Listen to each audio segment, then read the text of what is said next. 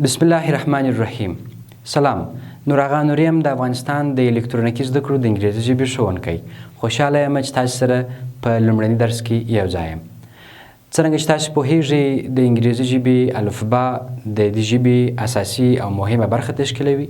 مخکې له دې چې موږ نور برخو ته داخل سو د دې ژبې د الفبا زده کړه او په هغه باندې پوهېدل زموږ لپاره تر ټولو مهمه او اړینه ده. نو تاسو ته د انګریزي ژبې الفبا نن تدریسو په دې درس کې انشاءالله په راتلونکو برخو کې به نورې برخې هم درته واضح کړو. هیله ده چې تاسو زموږ سره یو ځای واوسیږئ.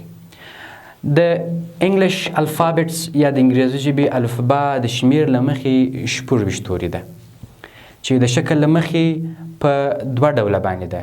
یو ته کیپیټل لیټرز ویل کیږي یعنی لوی توري، دوهم ته سمال لیټرز ویل کیږي یعنی کوچني توري.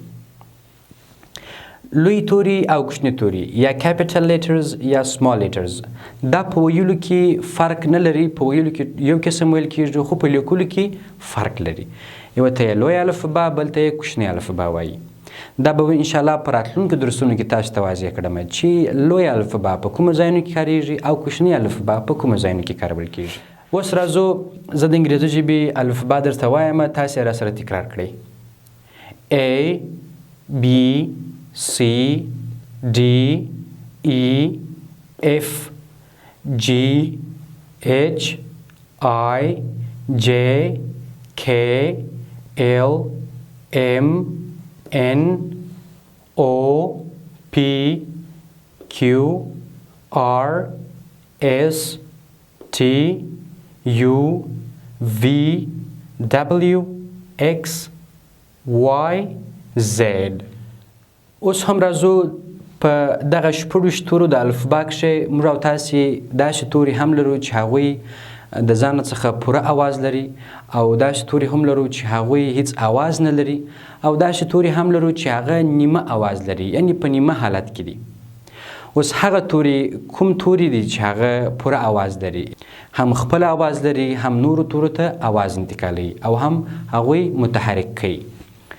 هغه لومړی واول لیټرز ورته وایي یعنی اواز لرونکي توري، غږ لرونکي توري چې د شمېر له مخې 15 دانې دي.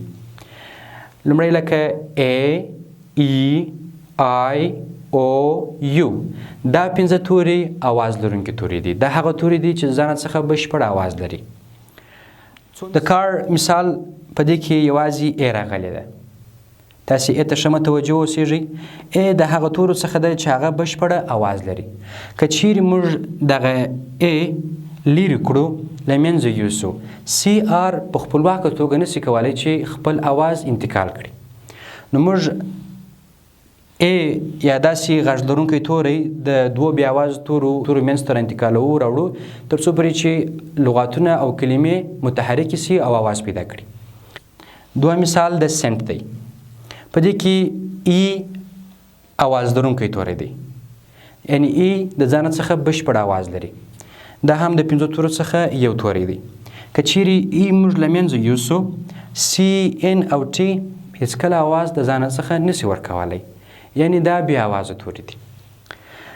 کار معنا موټر، سنټ معنا د ډالر سلمه برخه.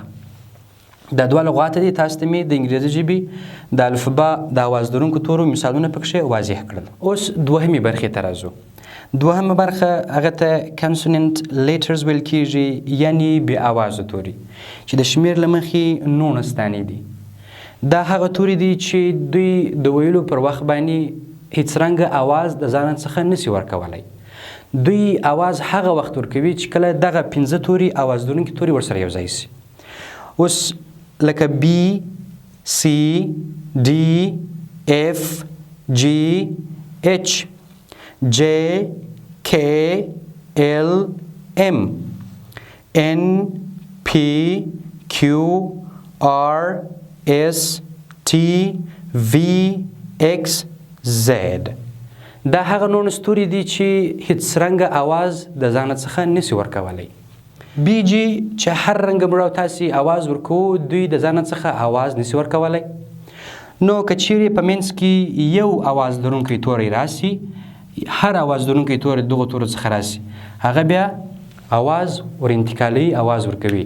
اوس وایو لکه بیگ یعنی بسته. اوس ګوره د بی څخه وروسته ای راغلل او د جی څخه مخکې ای راغله.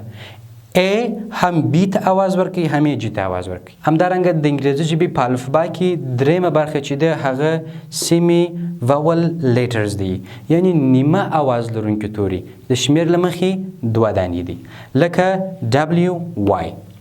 په ډېرو ځایونو کې اواز بشپړ انتقالوي، په ډېرو ځایونو کې اواز هیڅ نه انتقالوي، خاموشه پاتېږي، او په ډېرو ځایونو کې نیمه اواز انتقالوي. دلته موږ دا توري د نیمه اواز لرونکو تورو په حیث راخیستي دي. 2 مثال دي لکه هاو. په دې ځای کښې دبلیو نیمه اواز لرونکی توری دی. دوهم لغات د کرای دی. په دې کې وای راغلی دی. وای هم دلته نیمه غږ لرونکی توری دی.